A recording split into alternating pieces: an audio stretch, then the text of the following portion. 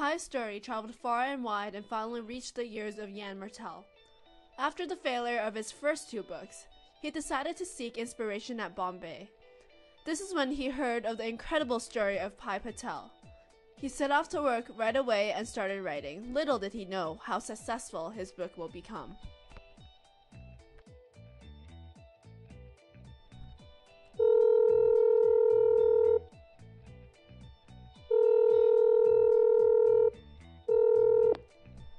Hello?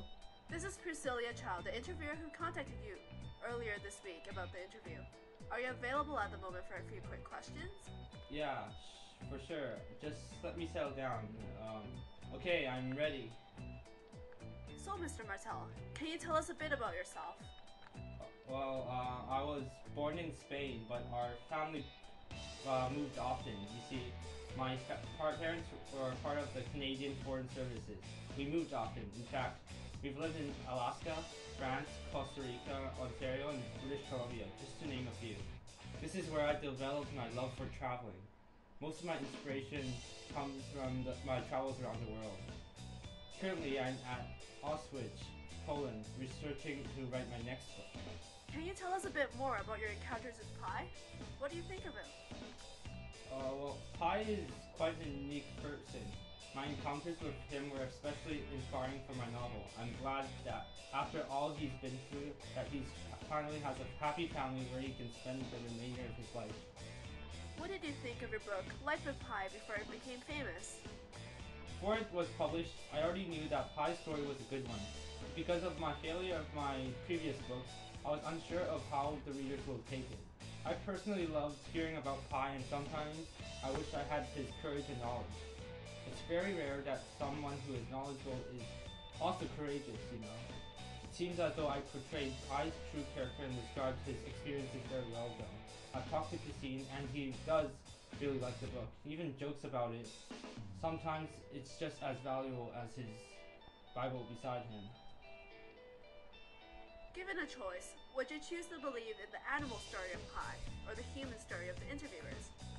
I actually have no preference over the two of them. Instead, what I like is the coexistence of the two stories and the uncertainty. This is why I included both of them in this book. I wanted to present both facets of the story.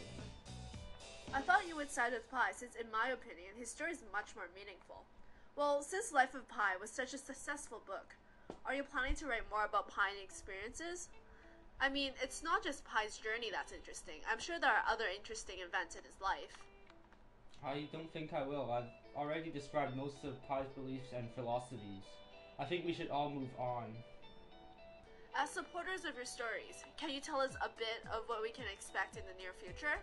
Well, actually, my current trip is also one of my inspiration trips. My next book is called A 20th Century Trip, and it's about the Holocaust. The whole book is basically one long conversation between two animals. Can you tell me more about the book?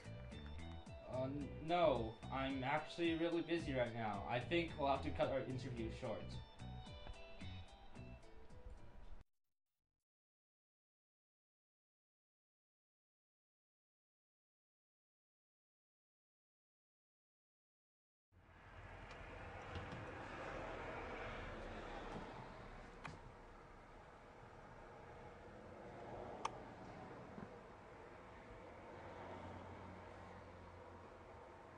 Oh, hello there. Welcome to my home. Why don't you follow me into the kitchen?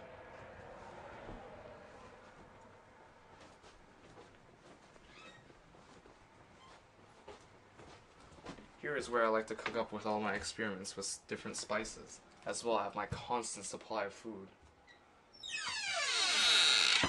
as well as my constant supply of water right here in these jugs.